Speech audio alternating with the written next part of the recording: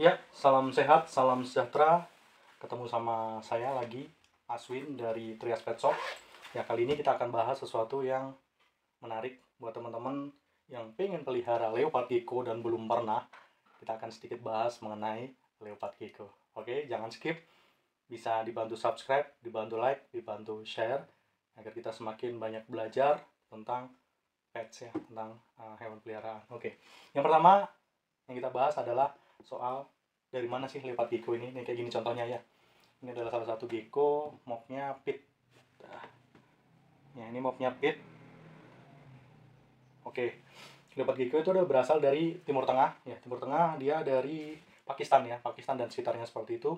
Terus gecko itu nokturnal, jadi hewan malam. Kalau pagi siang dia cenderung, kalau di habitat aslinya dia menggali pasir, di bawah pasir, tidur tidur ya. Terus dia baru aktif lagi ketika di malam hari untuk mencari makan dan lain-lain ya.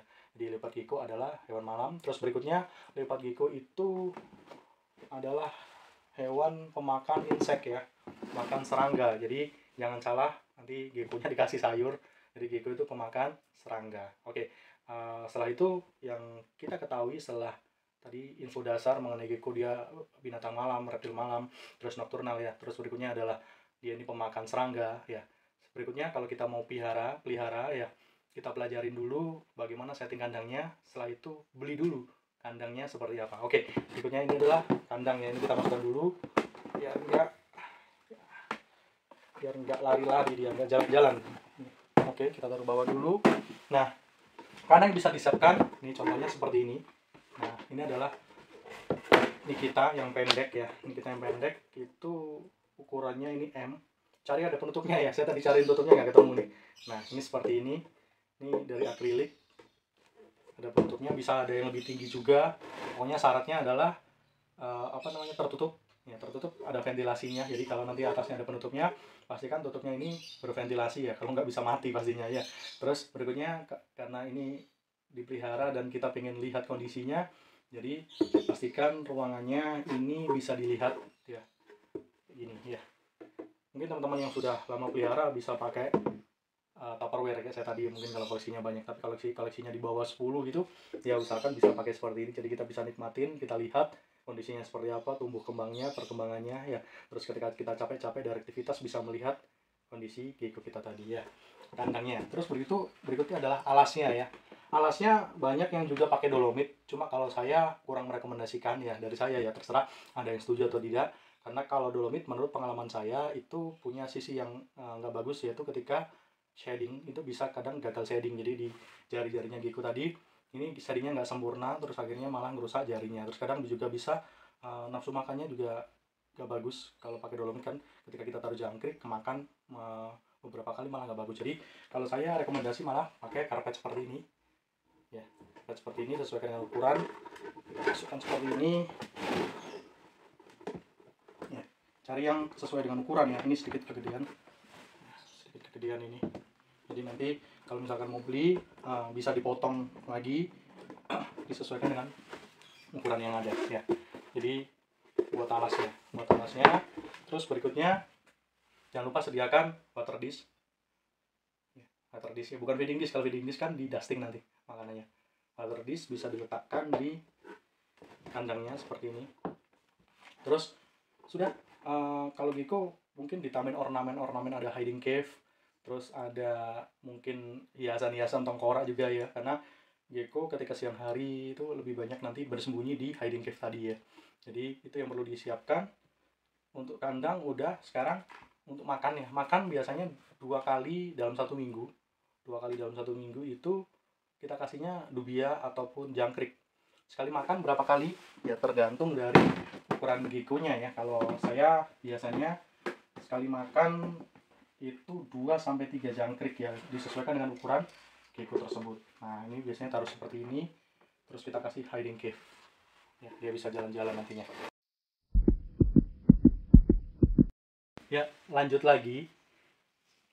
Jadi tadi kita siapkan ada water dish-nya, ada karpetnya sorry ya, nanti dipotong sesuai ukuran, harusnya seperti itu.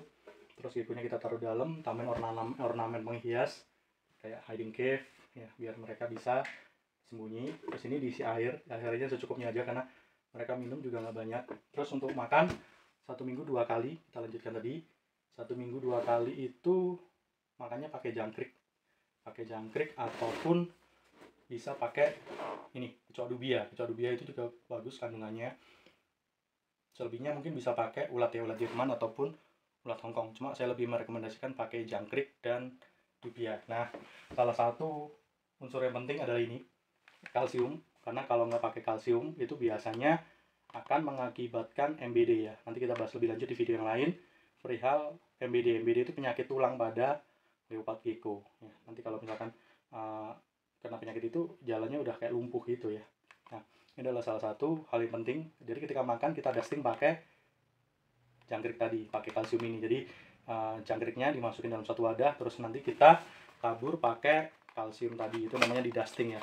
Seperti ini, nanti ada sendoknya, ditaburkan ke jangkriknya, baru ketika jangkriknya kelabur oleh kalsium ini, itu baru diberikan ke geckonya. Yang ukuran adult ya, dewasa itu sekali makan ya 3-4 lah cukup ya. 3-4 seminggu cukup 2 kali.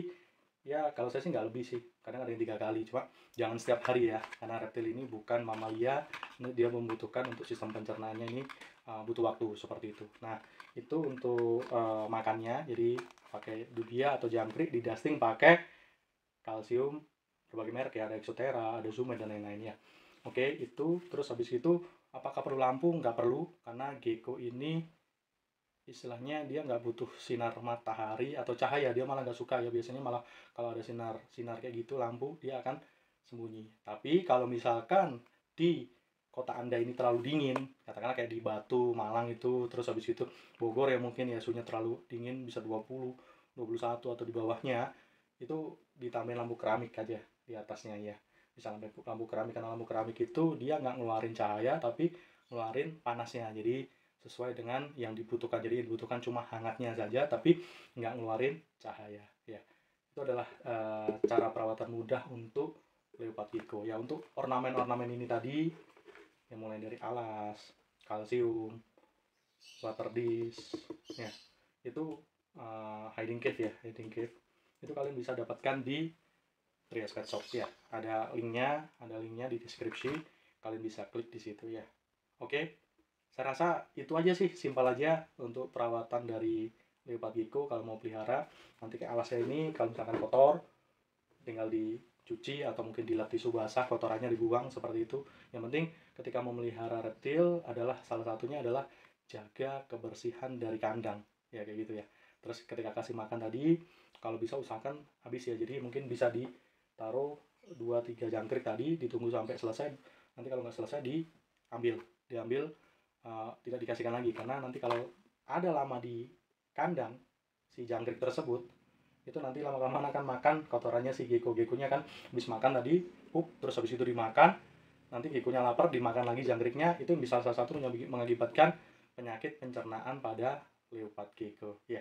Itu aja sharing-sharing dari saya sedikit ilmu ya. Saya harap semoga bisa bermanfaat buat teman-teman. Minta dibantu untuk subscribe biar saya semakin semangat lagi untuk berbagi, mencari ilmu juga ya. Terima kasih, salam sejahtera, assalamualaikum warahmatullahi wabarakatuh.